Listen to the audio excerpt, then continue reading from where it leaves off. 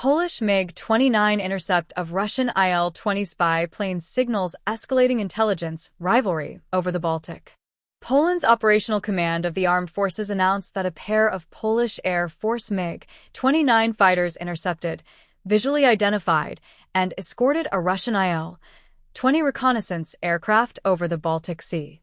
According to the official statement published on the command's verified X account, the aircraft was flying in international airspace without a filed flight plan and with its transponder switched off, marking its 9th such mission of the year. The incident did not involve a violation of Polish airspace, but it remains significant because it illustrates the persistent intelligence competition unfolding above one of Europe's most militarily sensitive maritime regions. The aircraft involved was not a routine transport or patrol platform but an Il-20, a specialized Russian intelligence-gathering aircraft derived from the Il-18 airliner and known in NATO reporting as the Kude. Unlike frontline strike aircraft, the Il-20 is primarily built for surveillance, electronic intelligence, and signals collection. Its value lies in its ability to operate near NATO borders while harvesting data on radar activity, radio communications, air defense procedures, naval movements, and the behavior of quick-reaction alert forces. When such an aircraft flies with its transponder off and without a declared flight plan, it increases uncertainty for civil and military air traffic management while also reinforcing the intelligence-gathering purpose of the mission. The most probable purpose of this Il-20 sortie was to collect electronic and procedural intelligence rather than to test a physical border. Flights of this kind are typically designed to observe how quickly NATO states detect, classify, launch, intercept, and shadow Russian aircraft approaching sensitive sectors. Every scramble can provide useful information to Moscow: reaction times, fighter basing patterns, command and control discipline, radar coverage, and the communications architecture connecting national air defense assets with broader NATO structures. In that sense, even a mission that never crosses sovereign airspace can still generate valuable intelligence. The fact that Polish authorities identified this as the 9th reconnaissance mission of the year suggests a sustained pattern rather than an isolated event. The Baltic Sea is one of the most suitable theaters for this kind of intelligence activity. It is a relatively compressed operating environment where the airspaces and maritime zones of Poland, Germany, the Baltic states, Sweden, Finland, and Russia sit in close proximity. It also links directly to the strategic bastion of Kaliningrad, where Russia maintains dense anti-access and area denial capabilities, including long-range air defenses, coastal defense systems, and supporting surveillance networks. Monitoring activity over the Baltic allows Russia to build a more detailed understanding of NATO force posture around its western flank, especially after Finland's accession to NATO and Sweden's move into the alliance fundamentally altered the regional military geometry. The Baltic is no longer a peripheral monitoring zone. It has become a frontline observation corridor between NATO and Russia.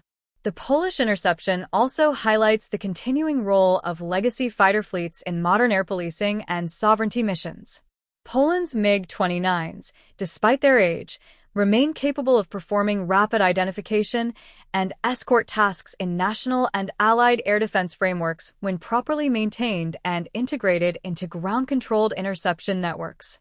Against a slow but strategically important platform such as the Il-20, the interceptor's mission is not to engage but to establish presence, verify identity, document the flight, and demonstrate that the aircraft is being tracked and controlled from the moment it enters a monitored sector. This visible escort function is militarily important because it reduces ambiguity, reassures allies and civilian authorities, and signals that the air picture remains under control despite the provocative profile of the Russian flight. The incident matters because reconnaissance missions of this type are often linked to larger mapping efforts of NATO's electronic order of battle. The Il-20 is well suited for gathering emissions from air surveillance radars, surface-to-air missile batteries, coastal sensors, naval units, and communication nodes along the Baltic littoral. Such data can later support operational planning, electronic warfare preparation, or the refinement of targeting packages in a crisis. In practical terms, Russia does not need the aircraft to violate airspace for the mission to be effective. It only needs to fly close enough to stimulate defensive reactions and absorb emissions from the defending side.